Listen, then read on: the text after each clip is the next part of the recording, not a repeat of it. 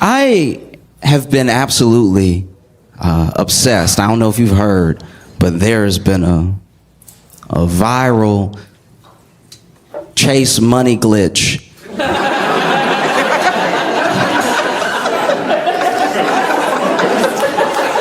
Okay, if you haven't seen it, basically someone on TikTok said that there was a money glitch at Chase where if you deposit a check for a large amount, an amount you don't have, it will let you withdraw the full amount that you just made up, right?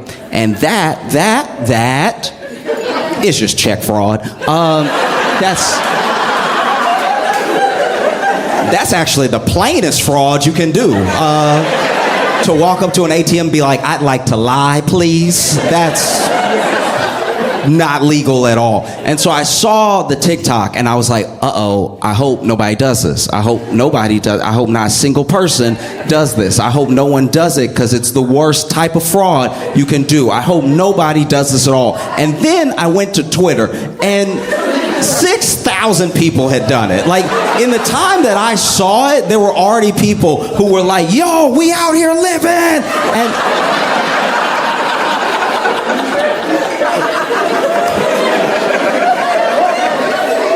And watching people you don't know commit fraud is like watching your uncle wear a suit he thinks he can pull off. You know what I mean? Like, you're just like, no, not in front of everyone, not in front of everyone. Because that's what it was. It was in front of everyone. They not only did the check fraud, but they all made videos, which is how I was watching. This wasn't a rumor. I was like, that's a high definition camera that you are committing crimes in right now. I am so, man, the jails will be full. That's a lot. Because, you know, they were playing with money that they didn't really have, and they were spending it on things they shouldn't have been spending it on. And so, you know I'm not the first person to say this. I'm late when it comes to saying this, but I need to say it just to reiterate one more time in case anybody doesn't understand why check fraud is a very, very bad idea. They went to Chase Bank, right? And then they wrote their name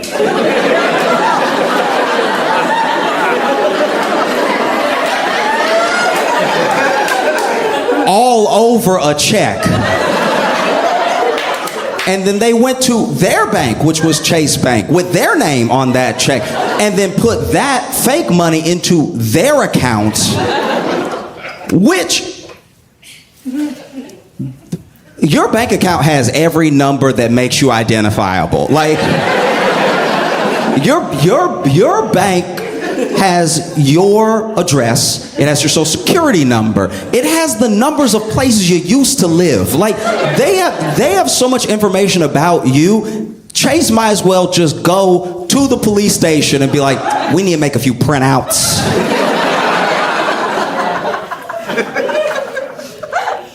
And so people were doing the check fraud, but then this is the other thing. This is what happened. This is why people started doing it, right? Basically, the glitch, as people were calling it, some of it was just straight up check fraud because they will give you a portion of the check because they haven't verified the check yet, but it's law that they have to make a portion available immediately, right?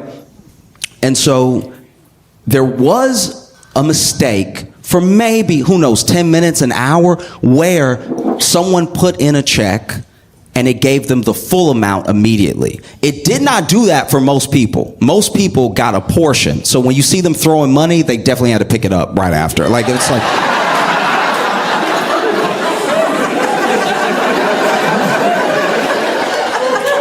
Don't let the internet lie to you. Like, they threw that money for the video, and then they were like, oh, God, I always, whenever I see stuff like that, I always think to myself, like, y'all didn't factor in the wind at all. Like, you balling for these next 3 seconds, but as soon as there's a gust, you're gonna be running into traffic, screaming, no! And so basically, there was that side of the glitch. Another side of the glitch was that there were people who were also requesting loans, like pretty high loans. And the loans were also appearing, for some reason, appearing in their bank account in full, even though all the money wasn't available, right? So that part is a mistake on Chase's part on the website. But what's actually happening when they were withdrawing the money was just a little bit was coming out. That little bit was just a portion of a bigger amount, right? But then Chase caught on pretty quick because they posted it to the internet, right? Which is where Chase also is.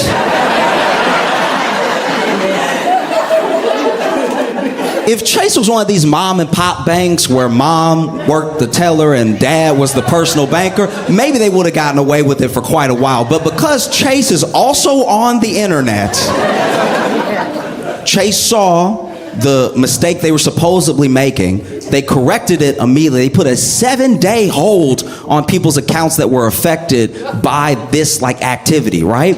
But then, because they never had the money and because they already withdrew some of the money, they were getting negative balances as high as $72,000, right? Which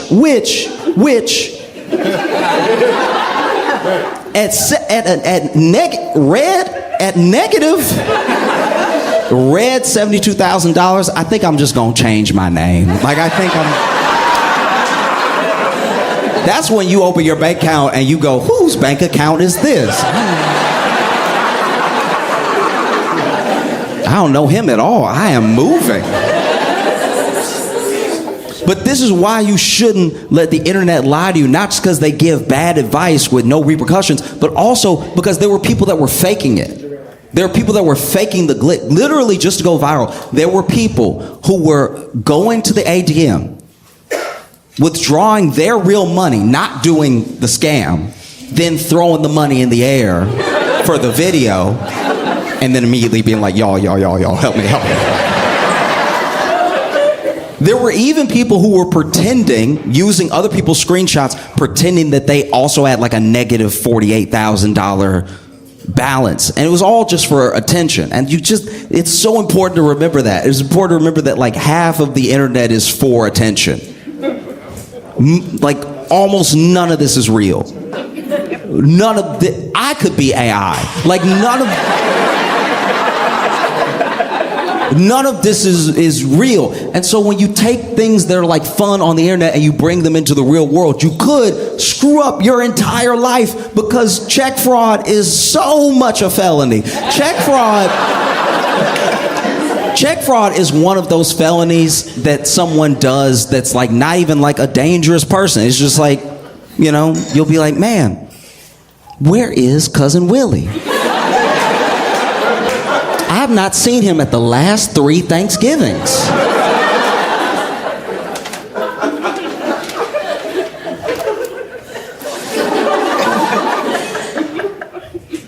And then your grandma go, okay, so Willie, he got into a little bit of trouble at Bank of America. It was a misunderstanding with because grandmas always try to make you seem less of a criminal. Grandma, you commit a crime and grandma be like, he had an accident. It was an accident. He is a sweet child. It was an accident because basically he got a little argument with one of his friends and then he fell, because they were pushing each other. Then he fell on his friend, but he had just been holding a knife at the time. That's why we praying for him to get out, because I know his spirit. I know my baby, and my baby would never stab someone to death. My baby, how the police know he wasn't trying to get the knife out? You know what I mean? That's why it went in so many times, because it kept slipping in, and he kept pulling it out. Why didn't they ask why that man's body was magnetic? Why didn't they do that? My baby ain't no murderer.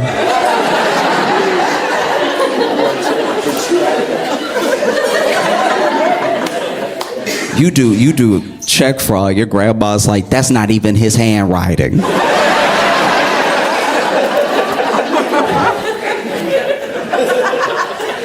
But grandma, is his name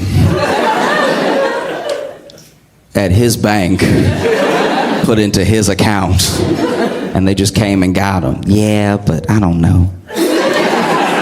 When a grandma really has nothing for you, when you did it so hard, when you did it in front of her, that's when she's like, I don't know. Because at the end of the day, the one thing a grandma is not is a snitch. Grandmas...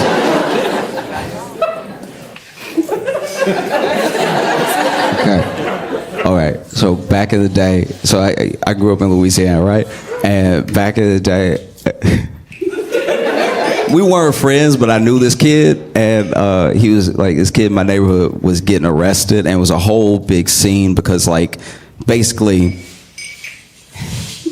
I don't know what he was getting arrested for, but the police thought that they needed 18 of them. Like, it was, I don't know what he did, but everybody showed up, if nothing else, just to watch. Like, that's... And that dude's grandma came outside screaming like, he didn't do it. Typical grandma. He didn't do it. He didn't do it. And then she tried to fake a heart attack.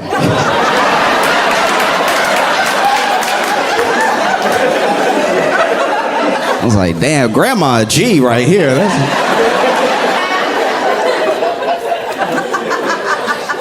That's probably what G stands for if you go back all the way. She was like, don't take my baby, don't take, oh no, my heart.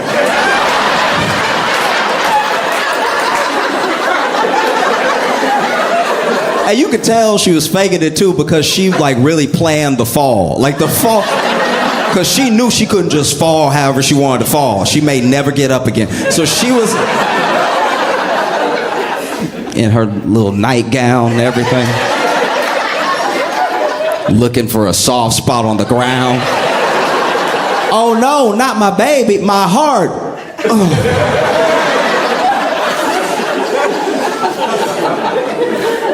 I just can't stress it enough. Please do not do wire or check fraud. It's like, it's so easy to not do. We're all not doing it right now.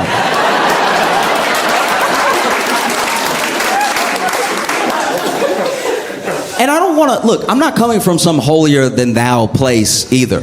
I understand crime. I understand why people do crime. Like if you've ever been broke, you get crime. Crime makes so much sense if you're broke. I don't understand when rich people do crime because they already have things. Do you know what I mean? If you do crime as a rich person, you're really doing it for the love of the game.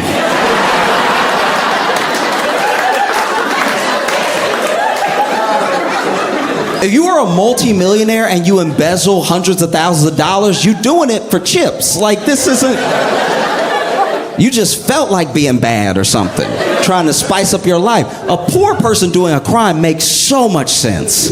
I don't have anything. I don't have anything. That's a thing. I'd like to have it.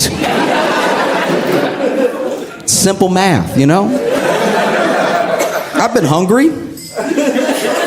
You hungry? Man, I wish I had something to eat. But on this planet, in this country, we trade money for things to eat. And I don't have any of that, so I guess I just won't eat. And then you don't eat for long enough that you're like, damn, the food is right there. You know what? Today's the day. I'm gonna do a crime. And then you grab an apple or something, and then, you know, grocer sees you, and you try to run, but you can't because you don't have any energy. So you get caught, and it's all very sad because you get charged with theft, but you took it because you were hungry. Like, crime, when you're broke, makes sense, you know? We don't like it, but it's true. It just does. And it's weird because it's like, Chase isn't... Chase...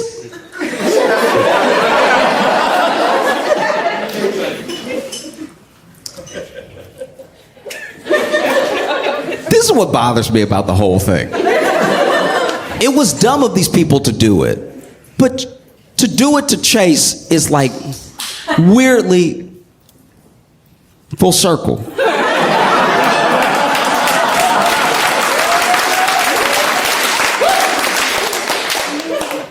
Chase got bailed out in 2008 for about $12 billion. And they needed those $12 billion because they were playing with money that wasn't theirs. And they were... They made the video, it just didn't go viral. You know what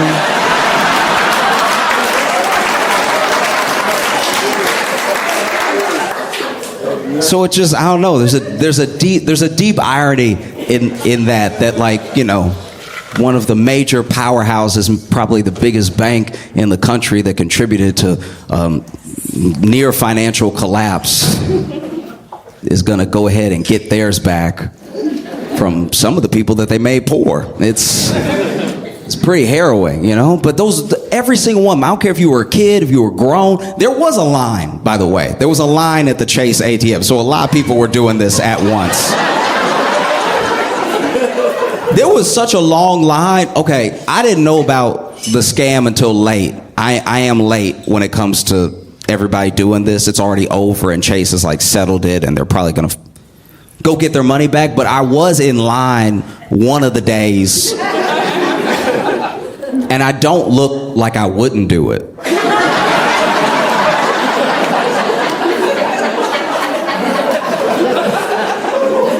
I'm standing in line like, come on now. Line's never been this long before. That guy's throwing money, that's irresponsible.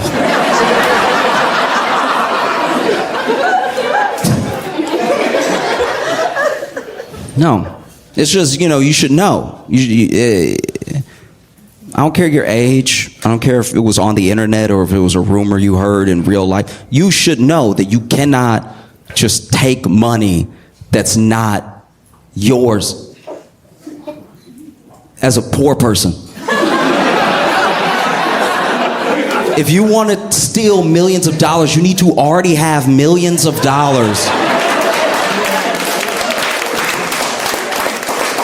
There is a Chase money glitch. It just only benefits Chase. You know, the only people who can just print money with absolutely no consequence are the Federal Reserve. Everyone else has to deal with it.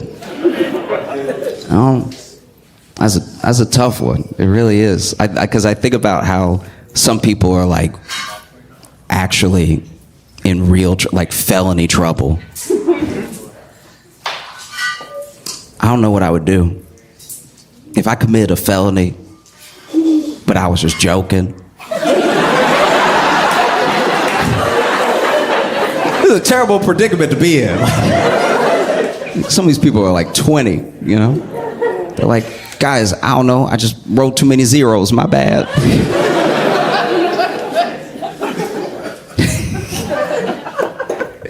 The only one of these scams that I really thought was like funny and was really rooting for the people on was that DoorDash one. I don't know if you saw this, but basically there was just like this DoorDash scam that was essentially the same thing. It was kind of tied to a Cash App scam. There are a lot of scams if you pay attention. It is crazy how much we're doing them now, how much we're doing like wire and check fraud. Like we, as Americans, we have become the Nigerian princes of the world. Like we like.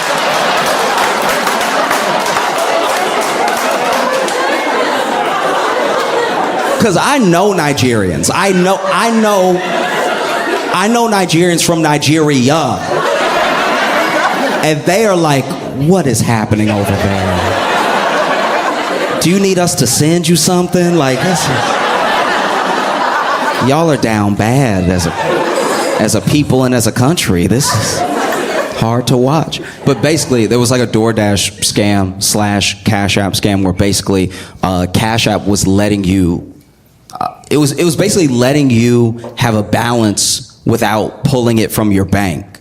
So then people were saying that they had enormous amounts of money, right? But then weren't able to pull it out. Like they weren't able to transfer this imaginary money to their bank. That Thank God they weren't able to do wire fraud, but like they weren't able to send it. But what they could do is, as long as a full transaction was online and they linked it somewhere else, they could pay for things online with this fake money, right? And so what a lot of people would do was use their Cash App fake money to get stuff on DoorDash, which feels like the most fulfilling of the scams, because like, you can make me pay back money, but you can't take the burritos out of me.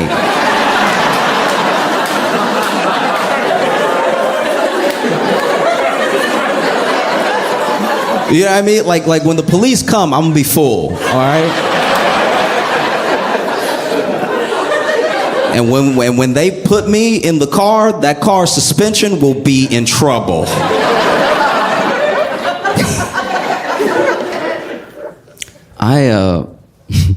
I had the opportunity not too long ago to really be a hero. Like, you know, you don't know when your hero moments are gonna come. They just show up, and then you act like the person you are in that moment. And I had the opportunity to be a hero, and I didn't take it.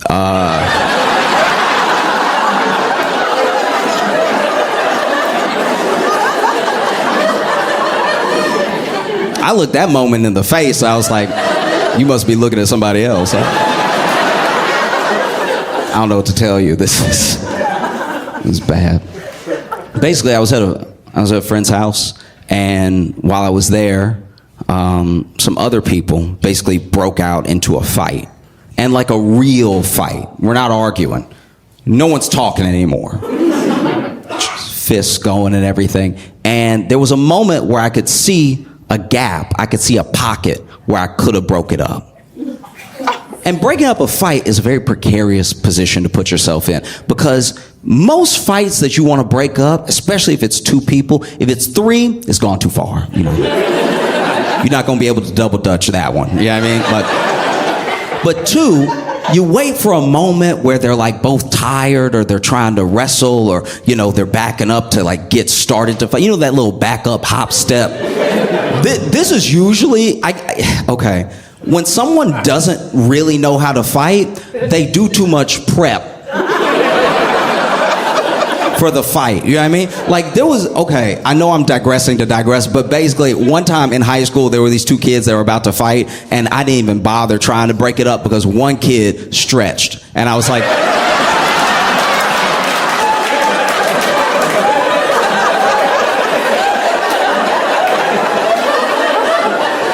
nobody that's really about to beat you down goes, oh, okay, you about to get it.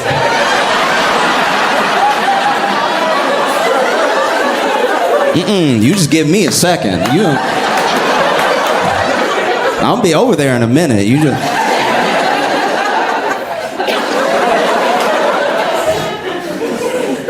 And so, said all that to say that, you know, there was this moment where they were backing up, and one of them, you could tell he couldn't really fight because his hop, when he was backing up to prep, looked weird, right? Because he didn't hop like, you know, like if somebody can really box, or if they've got like some movement, some footwork, they have the little hop. This dude went, okay, then here it is then.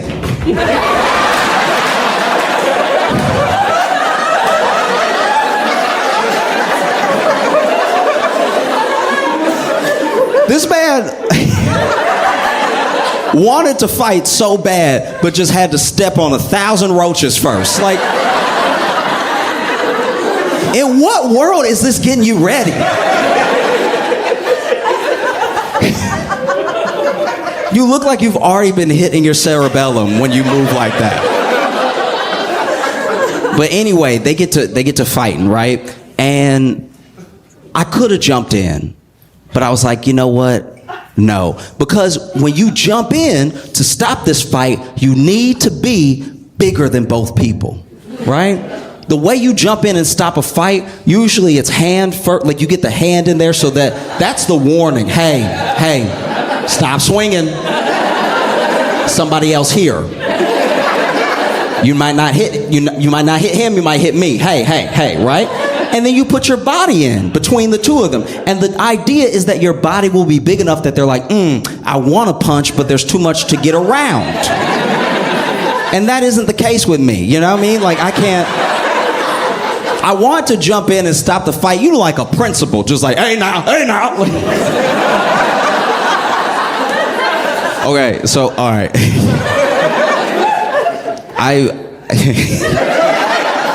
I did see, okay, so years ago when I was in high school, I went with a friend to pick another friend up because all three of us went to different high schools, right? And so he could drive first, so he picked me up after school, and then we went to pick up our other friend. Now, our other friend was waiting outside of the school, but a fight had also, a few feet away, had also broken out at the school, and the principal did this exact thing, like, hey now, and you could tell he doesn't want to get in there because the hey nows were too frequent. Like, this man, hey now.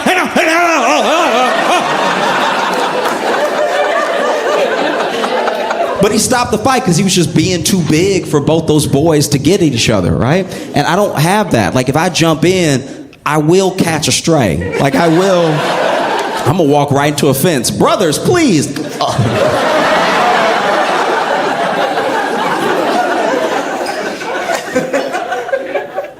And so then the fight breaks out, and the guy that I thought couldn't fight, it turns out he can fight if he keeps the fight weird, right?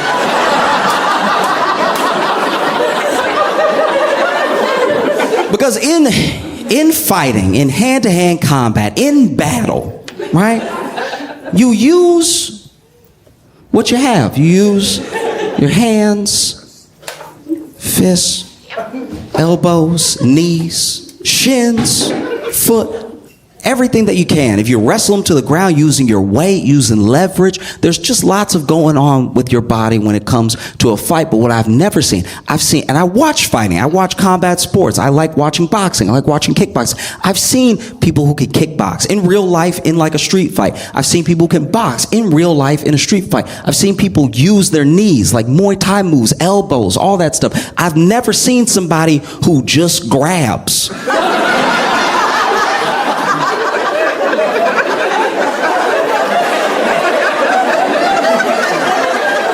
It is harrowing to watch. Because my man is over here trying to like fight, like he's fighting, right? And he's like punching and kneeing and kicking and everything like that. And the other dude, anytime he get close, he's just like,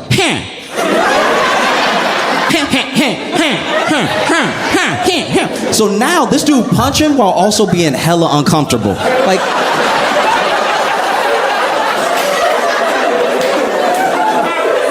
like you can see where he's like, hey, when does this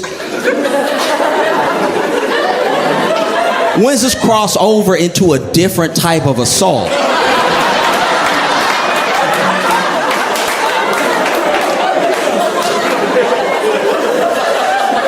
Do you know what I mean? Because like because at one point the dude was trying to dodge a punch and then like grab, and I think he thought he was doing kung fu.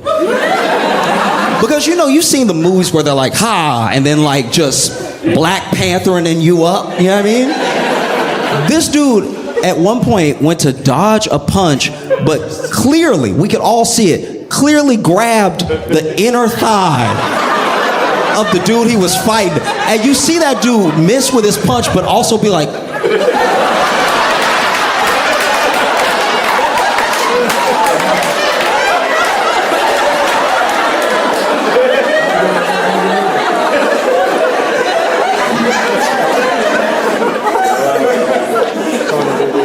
and so they're fighting and they're fighting and they're fighting. And then there's one point where, you know, the dude who really knows how to fight pushed the grabber away. Because I think he just needed a break. Imagine you beating somebody's ass and they're still like,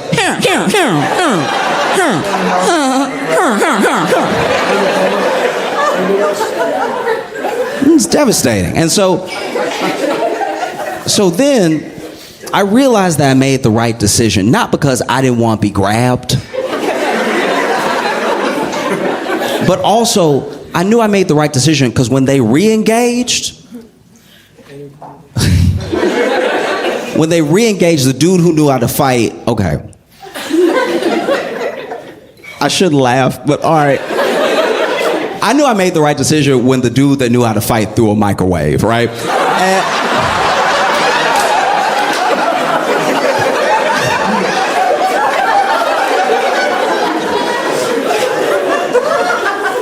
And I think, okay, this is what I think happened in my mind, right? No one even saw him with a microwave. We didn't know where the microwave came from. You know what I mean? And I think we were distracted because when he pushed the grabber off, the grabber was ready. He was still like had energy, even though he had lumps all over him and everything. And he was just standing like. And I'm not even kidding. At one point, I guess when he thought the fight was about to kick back off, we were all looking at his hand, and he went, like.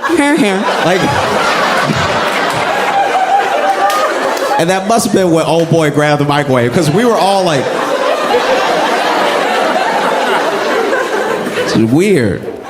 And there's a thing about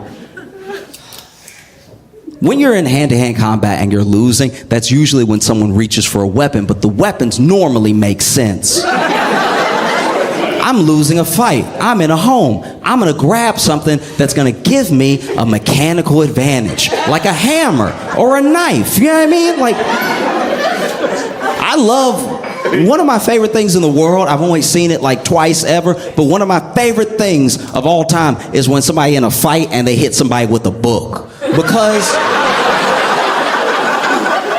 it's literally poetic. When you hit someone with a book, it makes it feel like the book is in on the fight, right? Like if we're fighting and then I hit you with some James Baldwin, I'm giving you culture, right? I'm educating you. Somebody being dumb, you hit them with an encyclopedia. Read. You know? Somebody talking crazy, you hit them with a dictionary. You're literally giving them better words to use. But the thing about a microwave is that when it's coming at you in the air, it's all corners.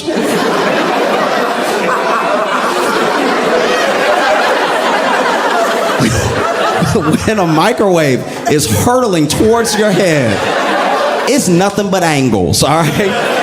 You would think it was a diamond, the way that it moves through the air. I guess I'd never seen one fly before, so I was like, wow, right? And so then, the best you can hope for, if you can't catch the microwave, if it's coming at you too fast and spinning too hard for you to dodge or stop it, is to just get hit with a flat surface, right? The best case scenario is that you get hit with a microwave that's coming at you door first, like a window. That feels like it has the most give to it. But that didn't happen at all. This dude threw the microwave at the grabber, and that dude got hit in the head with the popcorn button. And I've never seen a person shut off faster, right? Like, this dude caught a microwave in the head, and you just saw him go, like, I've never seen someone go limp that fast, right?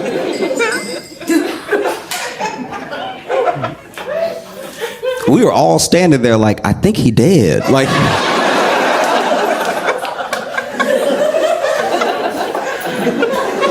the only reason we knew he wasn't dead is that finally, after like 30 seconds, which 30 seconds when you think you're looking at a dead body is forever. That's... When you think that somehow you might go to jail too, you've been looking at that body all day. But he was clearly like down for 30 seconds, and then we just saw him be like, oh. He's fine. He's fine.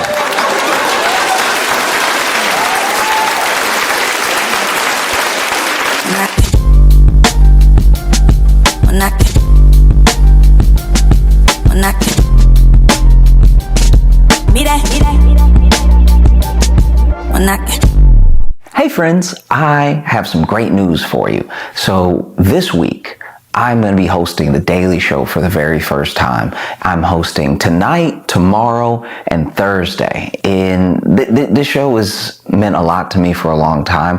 I started there as a writer in 2017, and I've loved it ever since. I've loved the people, I've loved the process, and for the first time, I get to sit behind the desk. And if you've ever wondered what the show would look like through my lens, well, this is your chance to watch it. And I just want to say thank you, because this is in no small part because of you, because of this community, because of everything that we're doing on this channel is a lot of what led to this opportunity. And so I appreciate you very, very much. And if you are inclined, if you're in the area, go ahead and watch Comedy Central live or on the Paramount Plus app. There will also be YouTube videos of clips of it dropping as well. But thank you so much. I hope you enjoy seeing me host. I have some amazing guests, and I'm excited to bring the show to you in the best way that I can. And I hope you enjoy the video this week. Bye. Please make it loud for Josh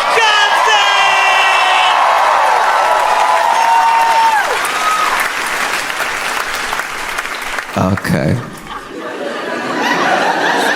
All right.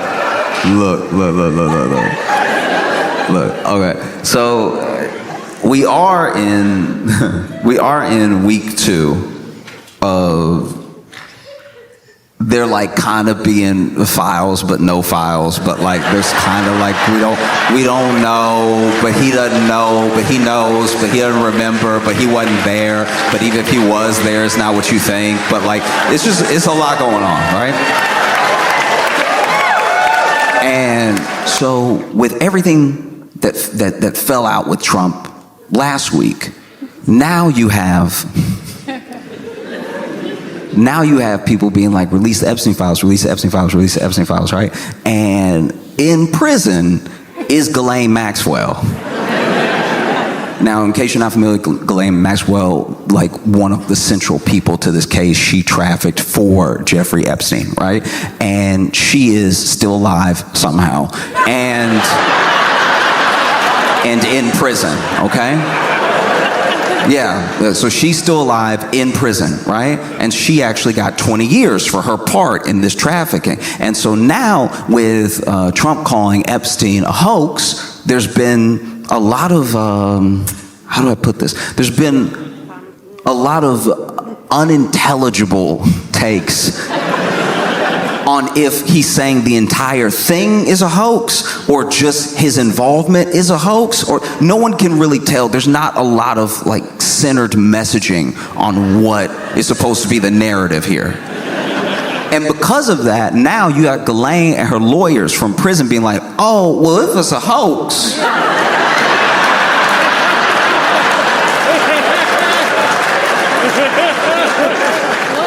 no, I'm just saying if like nobody got trafficked to anybody, then I'd like to appeal, right?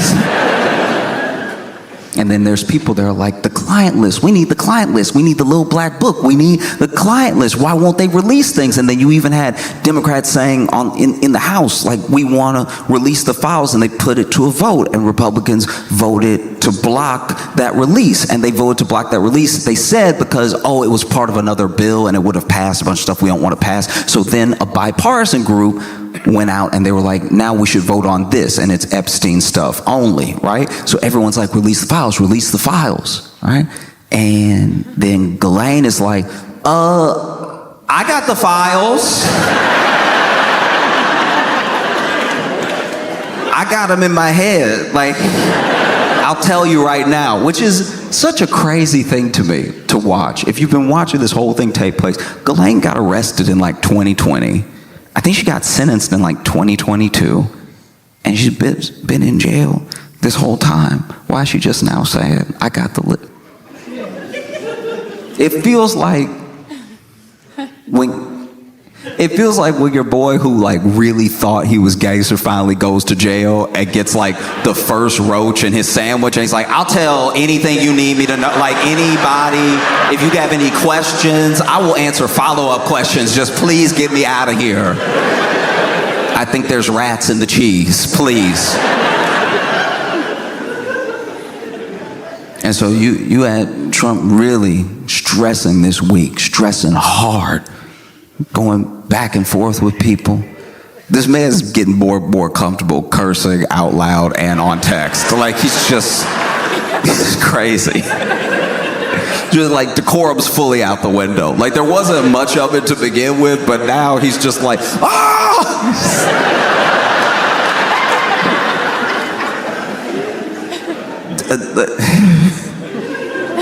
And this is the other thing that trips me up, is that they're throwing everything they can in front of this like Epstein monster, like Pac-Man, right? Let's just throw this while we run away. And they never admit that Trump isn't doing well in any way, ever. And then they came out saying he had chronic venous, I don't really know what that third word is, I'm not gonna lie to you. But basically he got chronic veins or something. I don't know if that means he got extra, or I don't know what it is, but it's affecting, you know, his health a little bit, and his hand looks horrible. His hand looks like he got an ace bandage on it, but like that's his skin, right? And so I saw that and I was like, wow, they must really want this thing to go. Talk about anything else, please. And then just today, Tulsi Gabbard released these Obama Russia files. You know, the files everybody's talking about.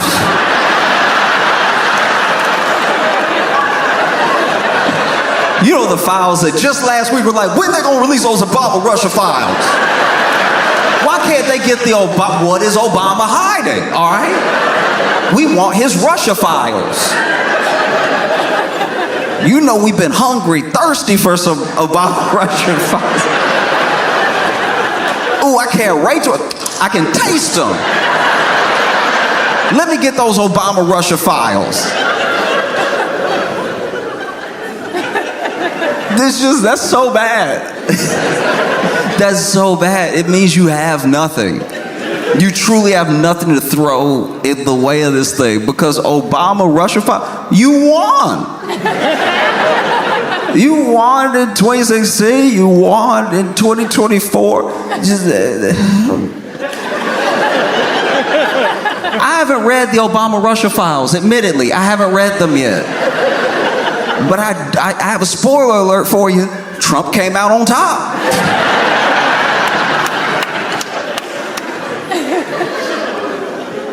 And he over here stressing when he could have just done nothing.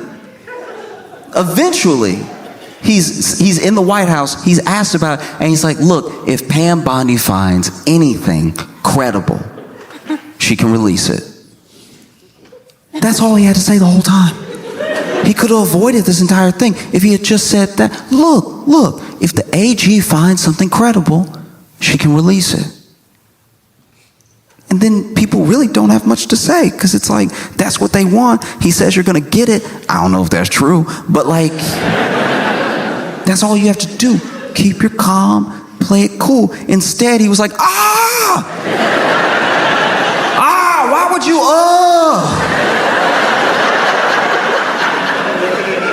And it's because he felt caught. And the only people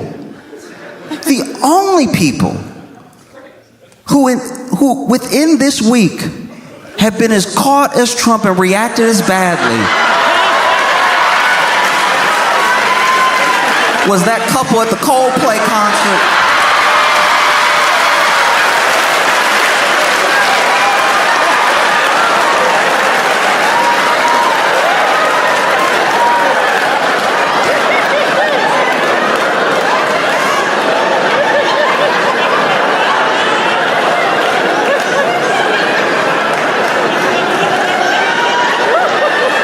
I thought I was shocked when I saw like Trump's Epstein files tweets, right? This thing, the clip is about 14 seconds. I've been watching it for 20 hours.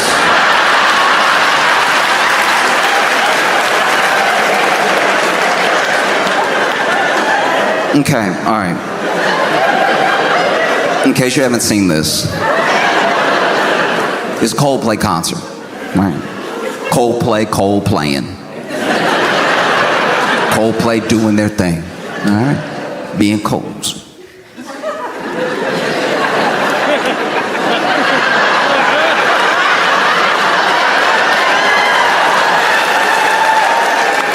Coldplaying particularly hard that night.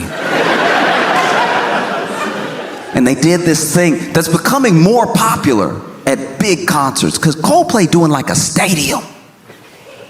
And there's a thing that you can do at a public event, like an entertainment event, whether it's sports, whether it's music, whatever, where you can put out a cam into the audience. And I don't know how to describe it, but when you do that, it does make the entire thing, as big as it is, feel more intimate. Because now you're over here enjoying Coldplay, and you see the other people there enjoying Coldplay, and they're just like you. And they're just as excited to be on the screen as you would be to be on the screen. And they're having such a good time, you know? And so you're like, this is amazing. We're all here together enjoying this thing. I genuinely like those cams because it reminds us that we're all doing the same thing, having a good time, you know? And if we're all doing the same thing, having a good time, maybe we're more alike than we think. If we're more alike than we think, then maybe when we leave the basketball game, when we leave the show, whatever, we have less reason to argue. We have less reason to look at each other as like just completely different entities. It's like, you're just like me. You like Coldplay.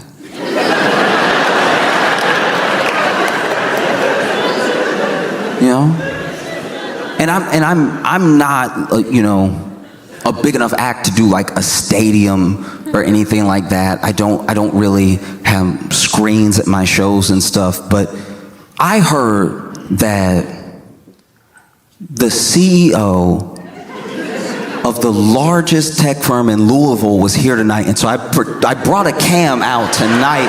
If you want to.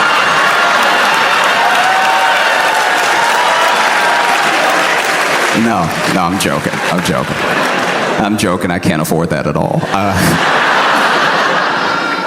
No, but if you didn't see the clip, is basically Coldplay throwing people up on the cam and having little interactions, or like playing a little something just for them, or just commenting on how sweet people look. And they're going, people, and then they go to this couple.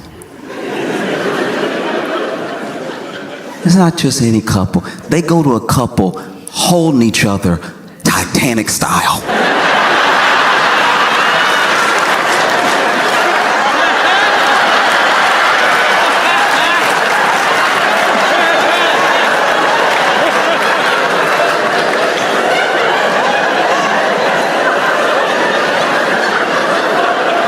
And to be fair to her, she didn't have the arms out like Rose. She was holding his arms.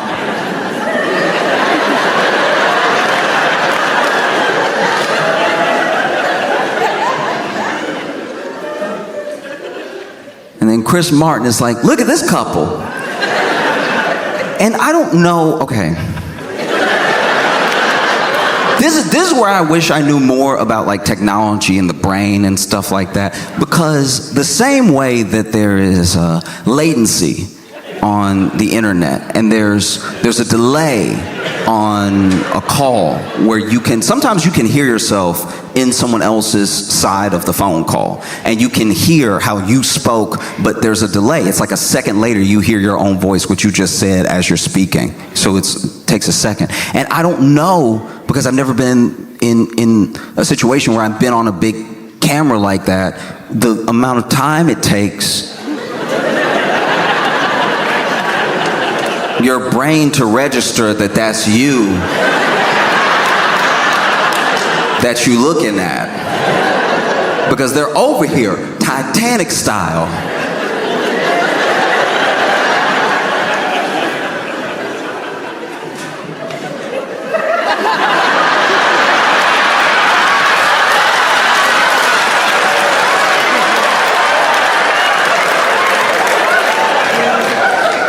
If you've ever seen the film Titanic,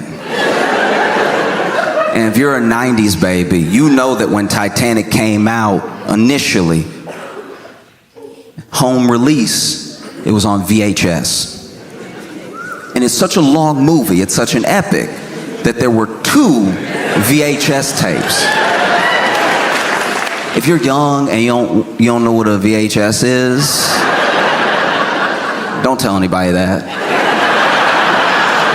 Keep that to yourself and Google it, all right? It makes people feel bad when we have to explain that we used to have to basically bring a projector home inside a hard casing and then put it in a VCR. If you don't know what a VCR is, that's some other letters you don't need to worry about, okay? You're never gonna come in contact with them in your life, but you would put the VHS into the VCR, you would hit play. You understand play, right? You're not too young for play. You would hit play and it would play the thing like it does on demand, but we didn't have on demand yet. Netflix wasn't born yet. We didn't know what streaming was. And Titanic came out and it was such a long movie. I hadn't seen this 2 VHSs. I hadn't seen that since Charlton Heston's 10 Commandments.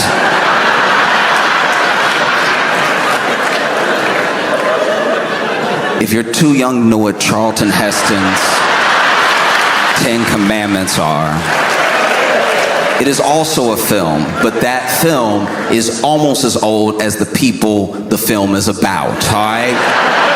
That movie is about Moses, who probably had a VCR, really, like when you think about how long ago Moses was and when we used VCRs. But Titanic came home with you, it had 2 VHS tapes. And you watch the first VHS tape of Titanic and it plays till about half the movie. And then it tells you to enter tape 2. Tape 2, which will be far more depressing.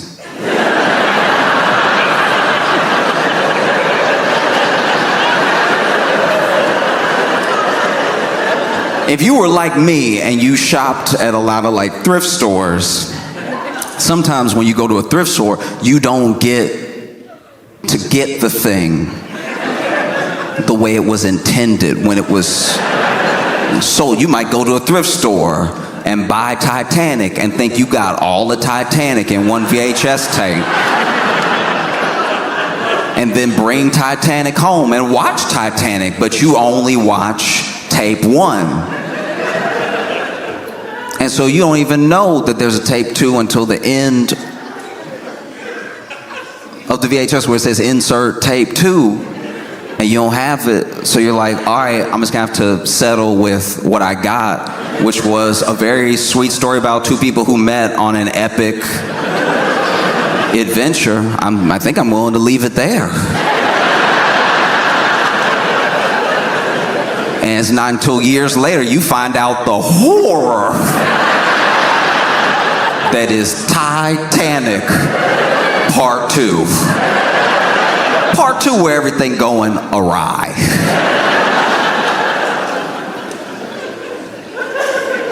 And all I can say is the first 2 seconds that this couple was on the kiss cam looked a lot like Titanic VHS tape 1.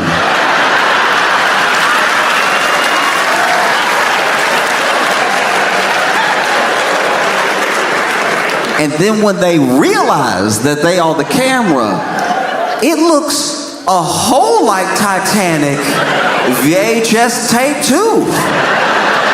Honestly, they look like they on the Titanic. When about tape 2 takes place. And so you see them.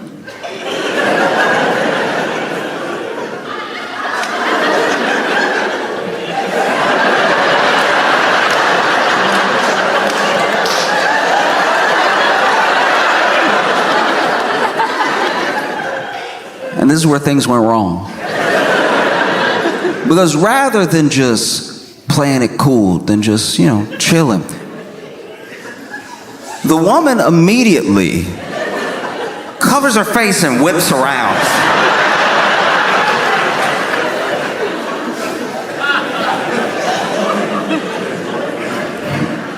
Okay. All right. Look. Look. Don't judge, okay? When I was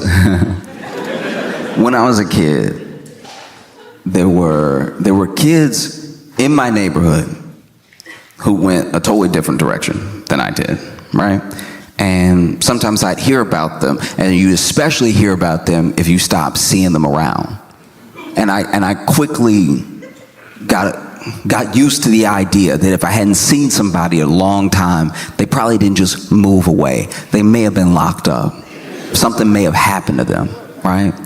And there was a kid who was nice enough a few blocks down. Sometimes I would walk to work in the morning, and it was a long walk.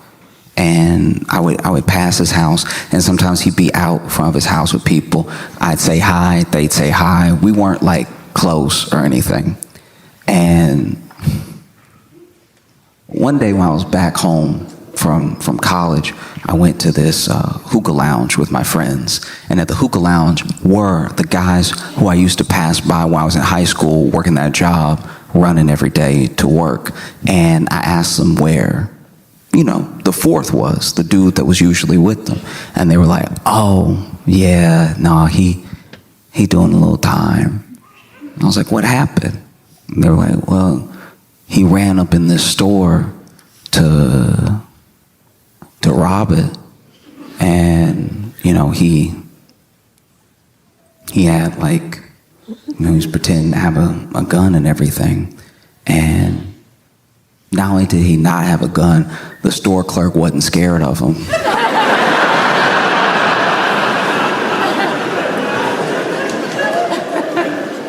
And so he's over here doing one of these.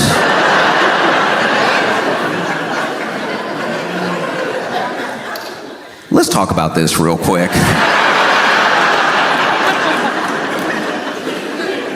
Because I've known people who have had people run up on them and they didn't see the gun, but they were sure they had a gun because of the way they moved with it. Right? A little bit of weight to it. Maybe it was tucked. Maybe it was in the pocket. But there was just a slight motion that they had. There was just a way that they were behaving where if they didn't have a gun, this is some great acting. But this man, he ran up into the store. Give me everything. Do it now. I'm not messing around. I would hate for this to go off.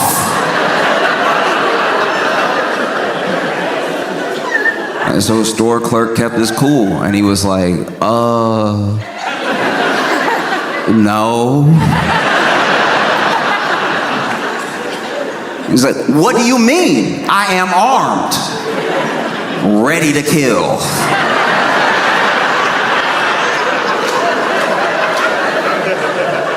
Oh, you don't think I'll do it?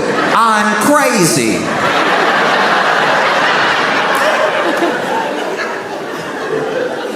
And the store clerk, apparently, according to their story, told me, I don't think you'll do anything because... And he points up, and he looked up at the corner, and he was on camera without a mask. And so apparently he went,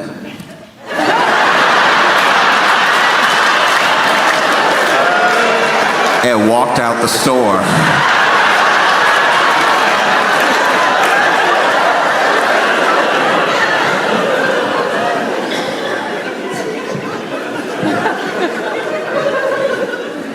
I understand the immediate reaction to want to cover your face when you realize you're on camera. But don't do it with your fake gun hand.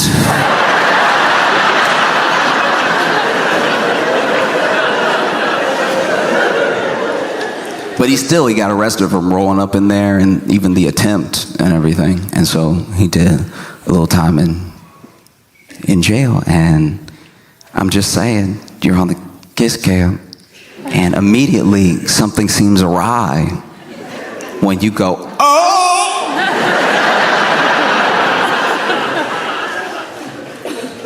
And that by itself wouldn't have actually been that bad. No, I'll tell you right now, this is what I firmly believe. I truly believe this from the bottom of my heart. I think that obviously, there's something up when you see yourself on the cam and go, oh, and then you turn around. But, like Chris Martin said, later in the video, maybe shy. Maybe you're shy. And if only one of them had reacted badly, if only one of them had reacted badly, they might not be in this situation. But she went, oh! And then the man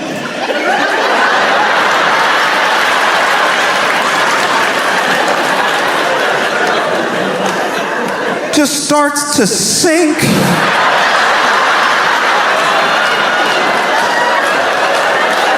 Where did he go? No, for real, where did this dude go? This man didn't just duck under what he thought the camera could cover. This man got caught. She turned around and he went, ooh,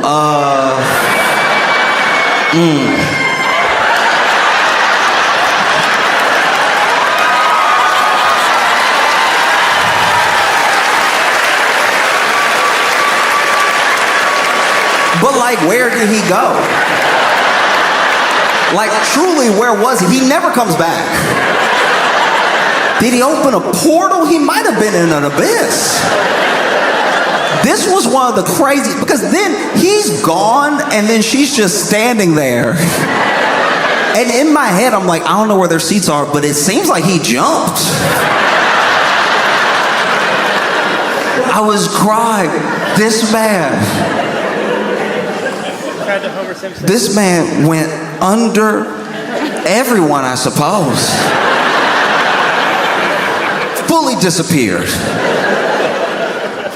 And then Chris Martin went, either that couple is really shy or they're having an affair.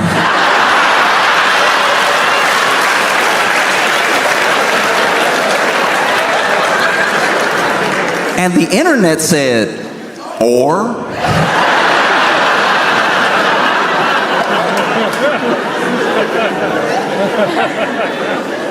No, that's an affair, dog. Tried to be gracious just in case, but no. That was wild. And then we didn't know it yet. But there was another woman off to the side that presumably knows everything that's happening with them. And wow, people find out quick. The internet works quick. Internet was like, I got all night.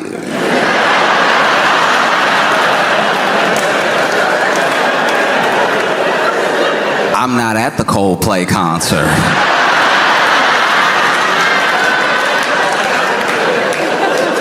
And within hours, people found this dude's name, where he worked.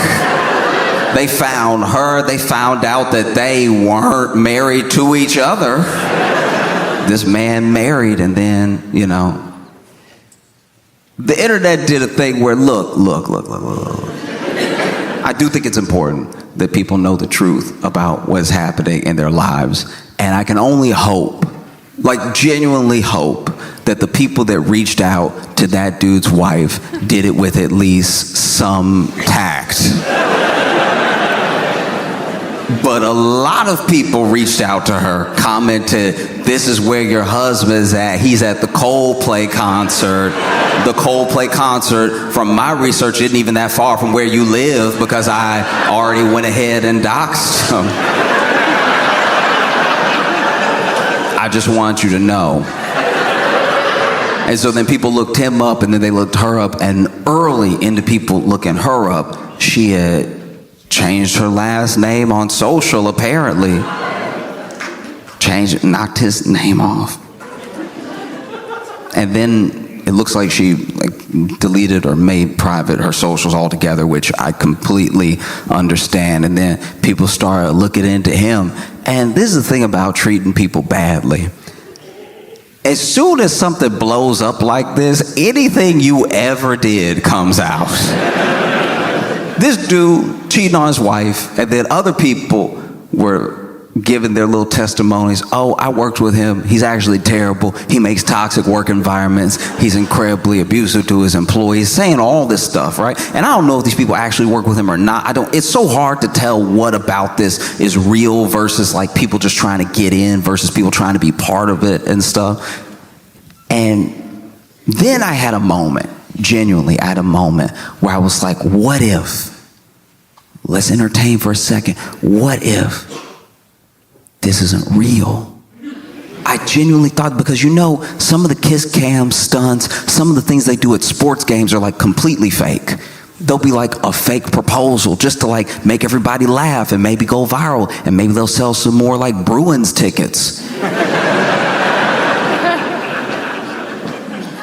And then I even thought to myself, okay, you don't really see this happen in music, so maybe, what if this was Coldplay? What if Coldplay was like, look, this is what we gonna do, all right? We're gonna get the cam up, we're gonna show a bunch of people, we're gonna get it on one couple, they're gonna freak out, Jerry Springer style, all right? One of them gonna duck, he's never gonna come back.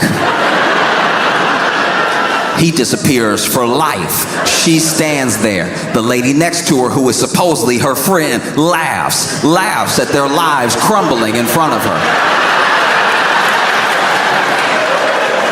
It'll go viral. Everybody will be talking about the Coldplay concert. Everybody will be talking about what song we played right before it happened. Genuinely, you have to entertain a lot of things when you're trying to sift through if something's real or not. You have to be skeptical of everything. And I thought about it, and then I saw how Chris Martin moved on after that. And then I saw a wide shot, and I saw that the stadium looked sold out. So I was like, actually, it looks like Coldplay is doing fine.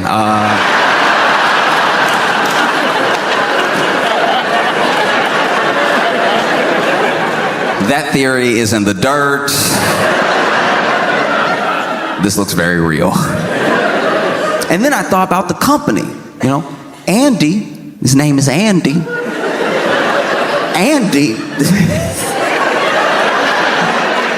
Andy works at a company called Astronomer.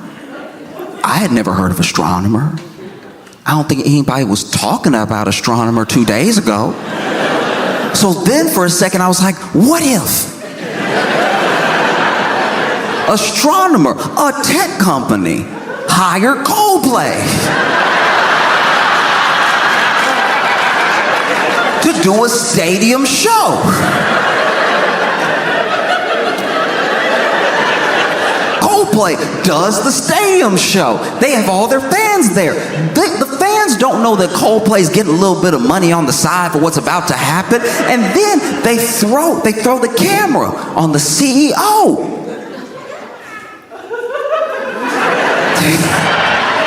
They throw the camera on the CEO and another employee. And then they create this whole scandal. Now, all of a sudden, everybody's talking about Astronomer. What is Astronomer? Oh, it's an AI company. What do they do? Oh, they help manage workflow. These are conversations nobody was having 2 days ago.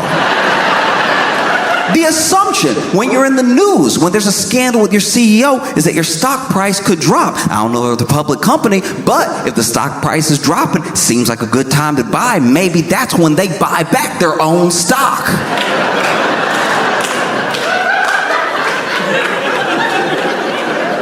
And then as soon as I was sitting in my room thinking all this, I was like, I think I've been too deep in this Epstein thing. Like, I think that like maybe I have a problem.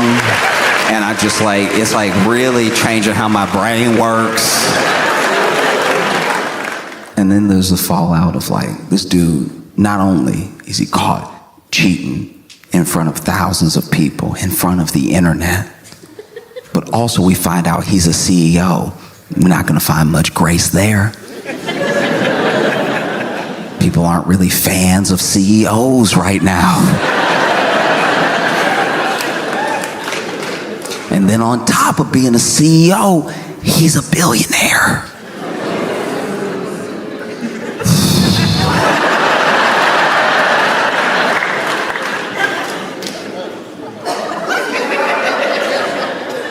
You basically made a Venn diagram of the three people that people hate the most. And it's a circle with your name in it. You know? Because it is a terrible thing. A terrible thing that happened. And I just think about how that's something that happens like now. You know? Our grandparents, our great-great-parents would have never got caught. No, people's grandparents had whole extra families. And as long as you were willing to be a gentleman about it and really take care of both families, they never met. You know, you went on your family vacation with one family beginning of the summer, family vacation with the second family at the end of the summer, because there used to just be more affordability in the U.S. A lot of people talk about how back in my day, I could buy a house right out of college. And it's like, yes, and afford an extra family. Don't forget that. I've talked about this before. I've known people growing up who had like that thing happen, where the granddad, they have like cousins and like half brothers and sisters because of what the granddad did back in the day. And he was doing that on a job that doesn't even exist anymore. That's how much things have changed. This man had 2 whole families as a traveling fork salesman.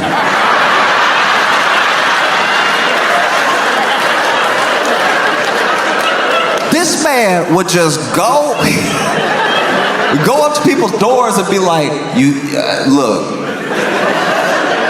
eventually in your life you will come across some spaghetti. And when that happens, you'll want to be, he sounded like life insurance, you're going to want to be ready when that spaghetti is in front of you, all right? You don't want to be sitting here like a fool with a knife and a spoon. You want to be ready with that spaghetti, all right? And how you get ready? My forks. I got the best forks. My forks can do anything. I got fine dining forks. I got regular forks. I got the nickel forks. You know those forks made of nickel they'll never rust because they're always kind of rusty.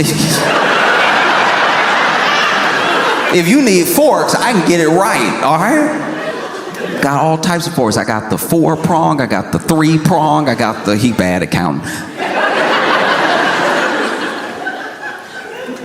And then people let him in. He's like, looking at this, what was it, two bedroom? 2-bedroom house? How many kids you got? Oh, you got 3 kids in a 2-bedroom house? You're gonna need at least 16 forks. Made his living selling forks. One day, somebody opened the door for this man and he's immediately smitten. Oh, hello. She's like, yes, how can I help you? He's like, oh, I was trying to, I had a briefcase where I was trying to like fork you, like I just want to, no, I'm trying to give you fork. I mean, I'm trying to sell you forks. I sell forks. My name is John. And then she lets him in. And they get to talking about forks. And then about other things. And he doesn't tell her he's got a wife at home. and they start an affair. An affair where maybe she knows about the wife, maybe she doesn't. But then things grow.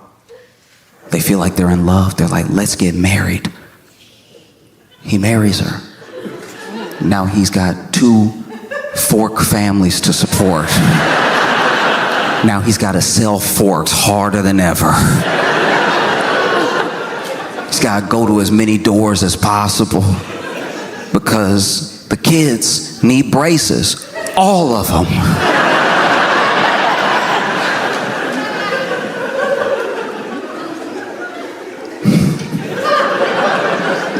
No, just he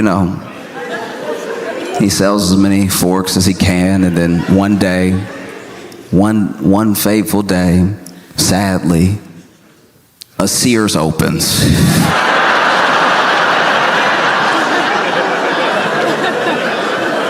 He's out of business immediately. If you're young and you don't know what Sears is,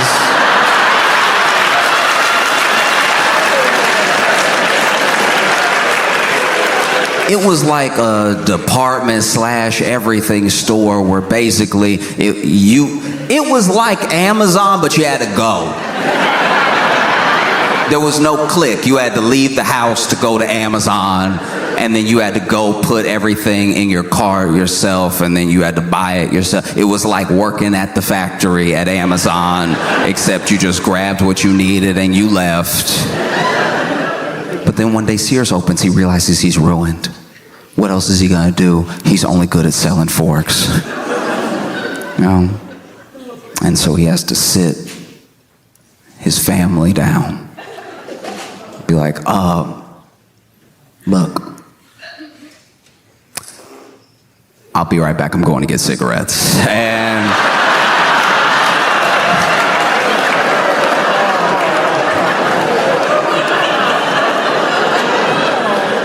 then he goes to his other home, his other family, and he's like, sit down, y'all. I have something to tell you. It's important.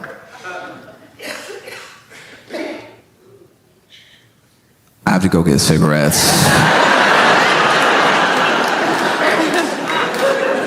And then he would go off and he'd have his own life, and he would die with a lot of life insurance, and then the 2 families wouldn't meet each other until it was time to collect. And that was the gentlemanly way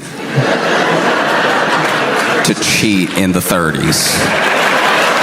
All right?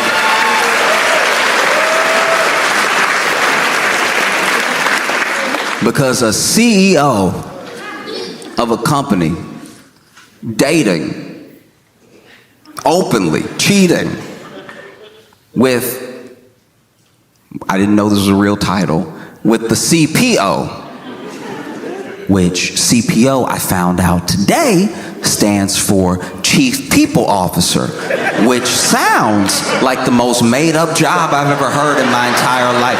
That job sounds very fake. Chief People Officer sounds like what you say at Thanksgiving when you go home unemployed, knowing that your brother is a doctor and your sister's a lawyer. I'm the Chief People Officer. Oh, and I'm Master of Business. That is crazy. I know it's a real job, I know it's a real title and everything, but just, you could have named it something else. To say that you're in the C-suite, just Chief People Officer, really sounds like it was not on anyone's mind before the name came out of their mouth. It's like, we have to give her a title. What's the title? She's head of HR. No, she was already head of HR. She got promoted. What is she over again? HR and personnel and hiring. It's like, okay, Chief People Officer? I don't know. No. It was crazy. And now it just recolors everything with that company. Now they're probably having an investigation right now.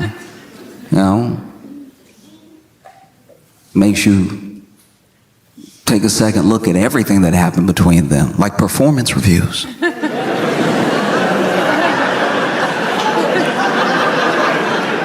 Apparently, in one of the performance reviews, the CEO said that the CPO, this is what I read, this might not be right, because everybody talking.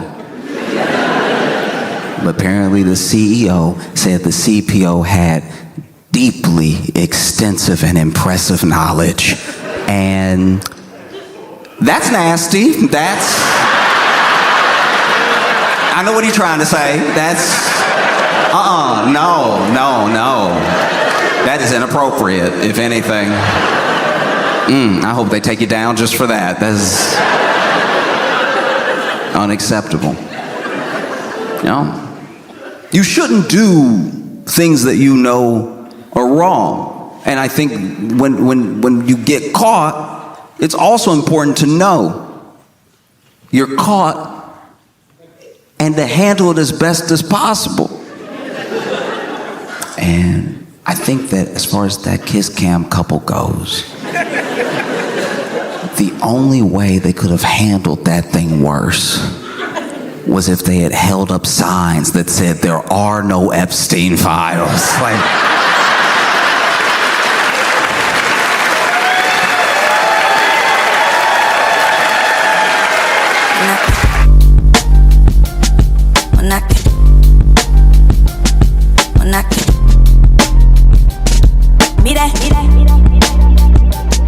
When I